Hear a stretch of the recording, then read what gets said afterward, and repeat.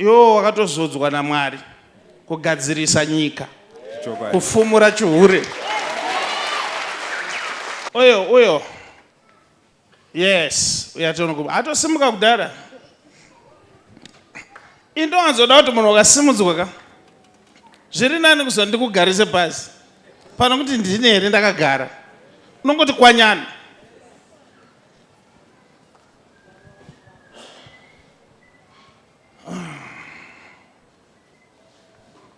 Makadi mukoma.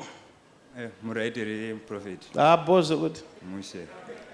Bozo kuti. Mageto youths. Ndauda mbopinda clash. Dai ndakakwana ucup clash. Ndakambomanya rhythm. All right. Young men, pane zvinhu zviri kukustressa zvizvo uri kunetseka nazvo zvii? Ya. Ndine nyaya iri kundinetsa yakaitika kumaso kunenge kumaini kwatanga tiro. Zvi? Vanhu vese vanotibvisa chibhabhurikamu. Nyaya iri kundinetsa. Aimbomira takada kugadzirisa hunhu. Mfana ngoye nebhabhurikamu mfana pewe tamushe. Aya. Fana zviripo apa. Munomboziva here ma-ethics aripo. Zvakafanana nekuti ukapinda kana muofisi memunhu haugoni kupinda uchitsenga bhabhurikamu. Kana kuti kubata foni chaiko. Bozo kubata foni it's sign yekuti ameno. Saka I think angasingaziva akuziva nai. Ngatimpe mukana. Right, kumaini chi chakaitika? Anenge anondanda mafuta. Ayo. Embobata hana yako toniso? Chitaura tinza. Ya, ndine nyaya yakaitika kumaino. Saka handina chokwadi nenyaya yacho ndesaka ndauya panapa Prophet. Kuti mundibetserewo. Okay, akangwarira. Aita ndekuda kuona kuti ini ndiri kuona here. Handizvide machi. All right. Tinogara takaita dambudziko nevanhu vanouya ku1on1 munhu achioswa kuti ndine nyaya yangu.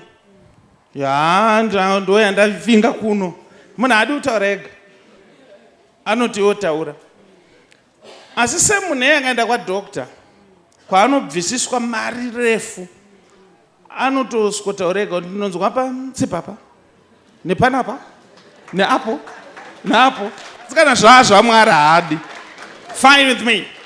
So young men, it's true. I'm looking in the realm of the spirit. Ndiri kuoneswa ini uri kumaini kwaunoshanda waive nemukoma wako wekwabamukurongo winaye. Ndizvo? Chokwadi. Now makati makarara ndobva wangoyerekana waipepuka usiku ndokudongorera ndobva waona mukoma vari paWhatsApp. Chokwadi. But paWhatsApp apa wakaona vachichata namai guru vako mukadzi wemukoma wako wemudumbu. Am I correct? Chokwadi Prophet.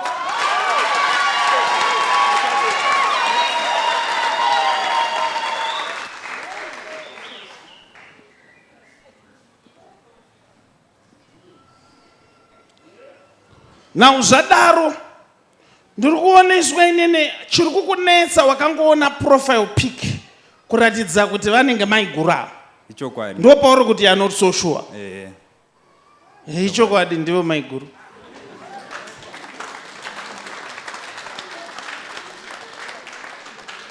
Ndiri kunzwa kuda kutomoka boys.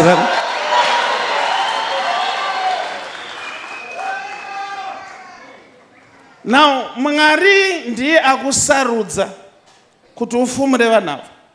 Asi ndiri kuona hauna wakataurira kai. Chokwadi Prophet. Wakaregerere. Chakaitika ndechekuti ndaida kutanga ndauya kuno kundanyatsonzoti chokwadi here ndizvo here ichi chandakaona. Achienda unokonotaura madhiro usvikongwa vati de. Ndiri kuoneswa kuti mangwana muri kufanira kuenda kumatengi kunonyika zvinhu zvenyu.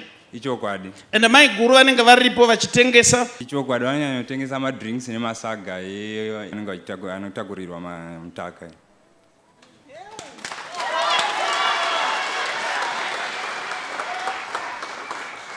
Manzwa language yekumainika mtaka. Now mangwana chai pauri kungovaona vari vese ndo pandoda kuti ungochitanga ungonotaura zvawakaona. Manje havazonetsani here nai Prophet? Imistake hombe kuti vanetsane muprofiti atenda unovaudza. Now obviously vacharamba nditororoche.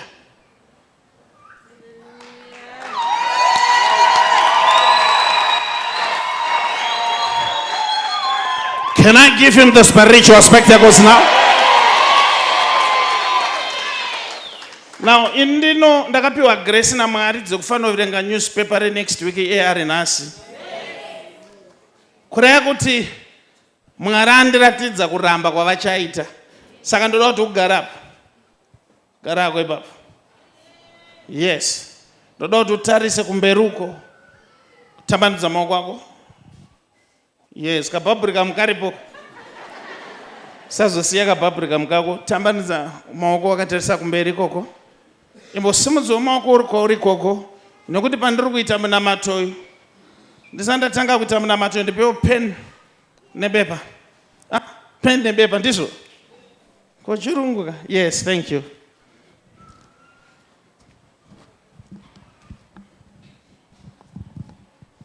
Oh.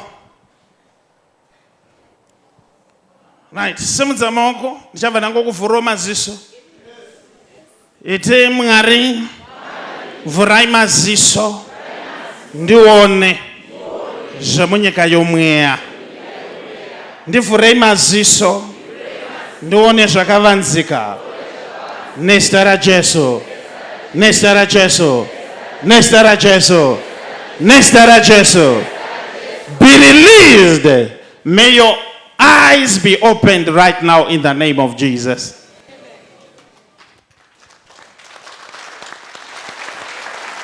Don't worry. Kana utotanga kuona ndanamata neuno yakuno ungondiudza zvawaona. Right, young men. Kana pane zvawaona nyora pasi.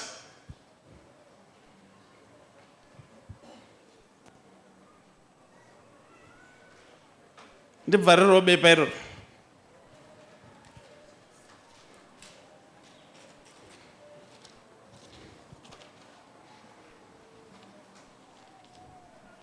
Tabvarira manotsi enyu.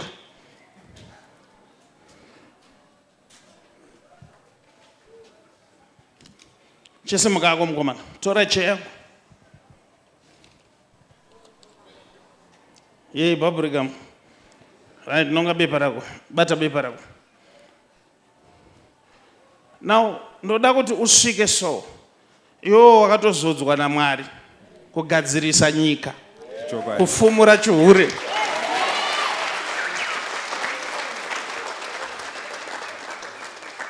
Obviously acharamba. Kana varamba namba wadziona dzawanyora ichokwadi ndadziona. Ndo password yemukoma uyo acharamba.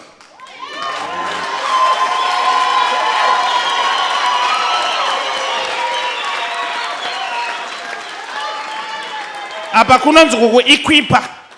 Whether vasitenda whether havana. Unongoti tione ifoni achakutambidza but WhatsApp kune password yeko iyoyo chenda.